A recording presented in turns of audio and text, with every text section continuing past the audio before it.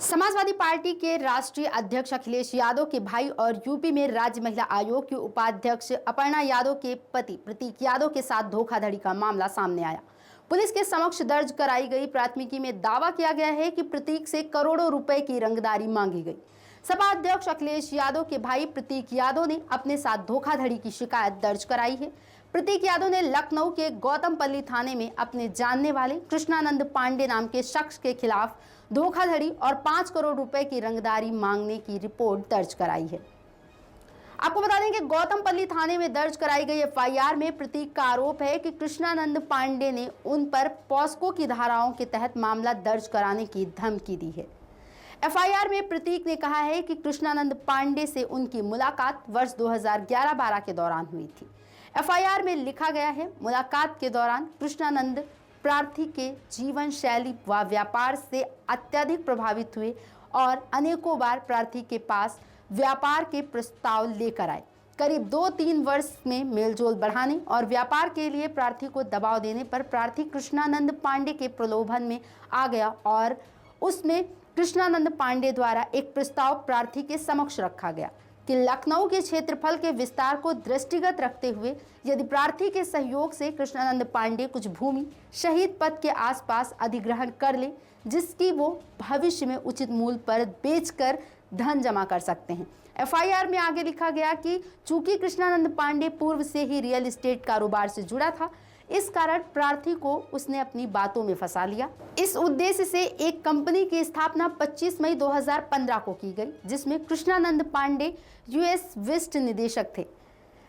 प्रार्थी उक्त कंपनी में प्रमोटर की हैसियत से तथा कंपनी में प्रार्थी ने निवेश किया। कृष्णानंद पांडे के आश्वासन व प्रलोभन व उच्च रिटर्न को ध्यान में रखकर किया गया था।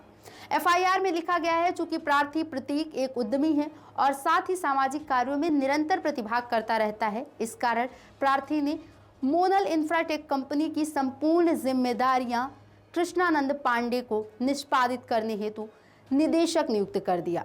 चूंकि कृष्णानंद पांडे के नियत प्रारंभ से ही प्रार्थी को छलने और उसके साथ सामाजिक संपर्कों का उपयोग करने मात्र स्वयं को लाभ पहुंचाना था, इस कारण से कृष्णानंद पांडे ने कंपनी के कार्यों को दरकिनार कर दिया, जिस कारण प्रार्थी व कंपनी दोनों को आर्थिक रूप से काफी क्षति पहुंची है।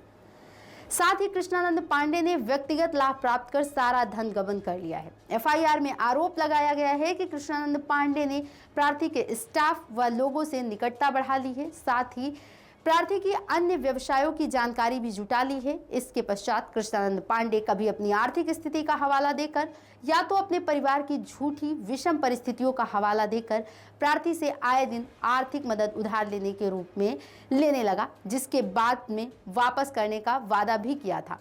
एफआईआर के अनुसार प्रतीक का दावा है कि षड्यंत्र में कृष्णानंद पांडे, उसकी पत्नी वंदना पांडे और उसके पिता अशोक कुमार पांडे भी शामिल हैं।